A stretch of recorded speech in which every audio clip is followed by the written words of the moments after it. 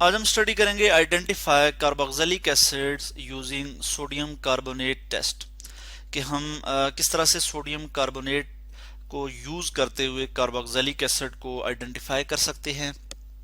ये जो एक्सपेरिमेंट है इसके लिए हमें जो अपरेटस रिक्वायर होगा वो क्या होगा, टेस्ट ट्यूब्स चाहिए होंगी हमें, test tube holder, test tube rack, corks, match box, Bunsen burner और delivery tube.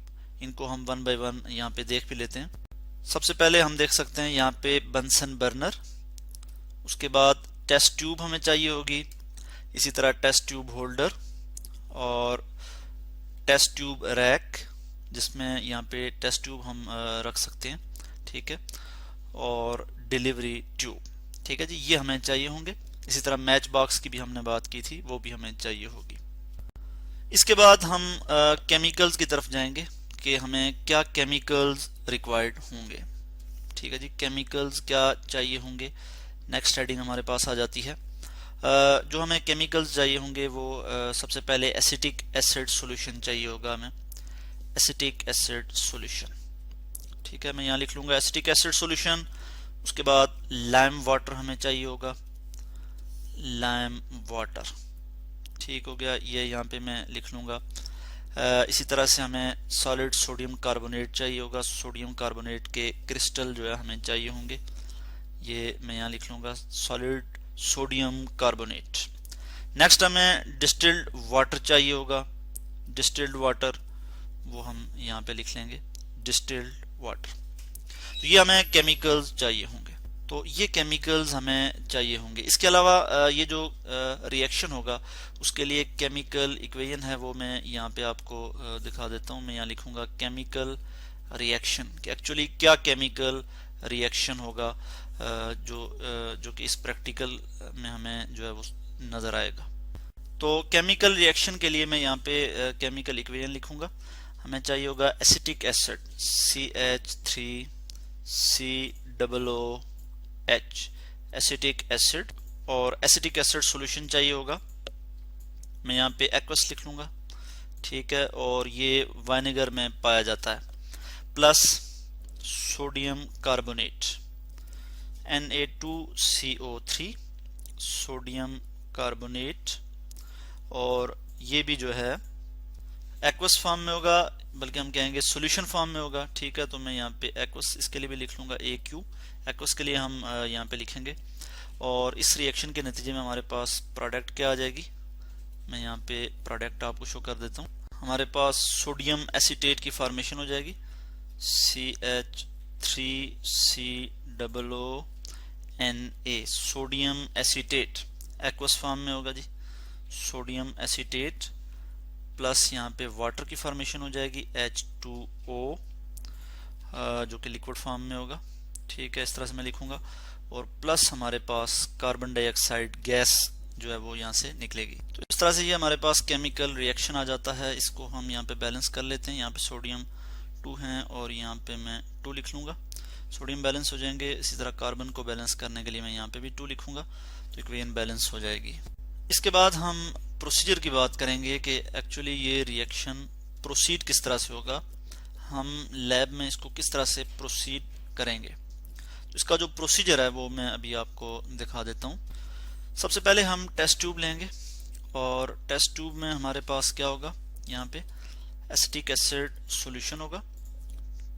Acetic acid solution हमारे पास मौजूद होगा और इसके बाद हम यहाँ पे सोडियम कार्बोनेट सॉल्यूशन जो है वो इसमें ऐड करेंगे और फिर हम इसको हीट करेंगे।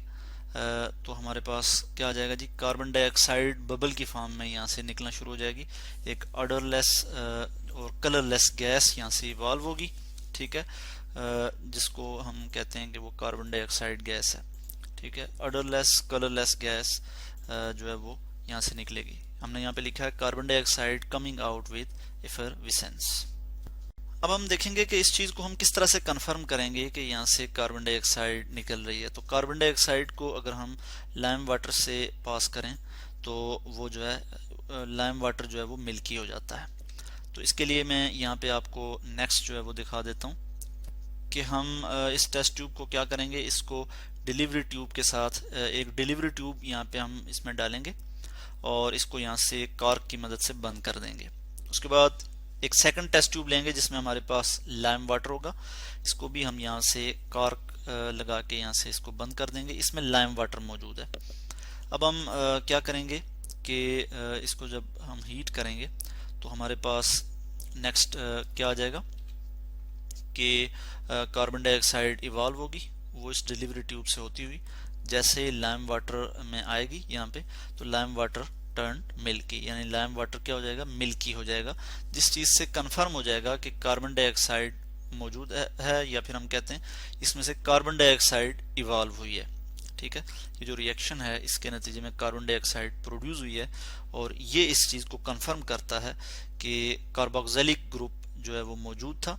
ठीक है, यानी एसिटिक एसिड में कार्बोक्सिलिक ग्रुप मौजूद है। वो किस तरह से है वो भी मैं आपको यहाँ पे दिखा देता हूँ। यहाँ पे जो हमने इक्वेशन यहाँ पे स्टडी की थी इसमें आपने देखा था कि ये एसिटिक एसिड का फार्मूला है हमारे पास COOH, ये जो है कार्बोक्सिल ग्रुप जिसे हम कहते हैं।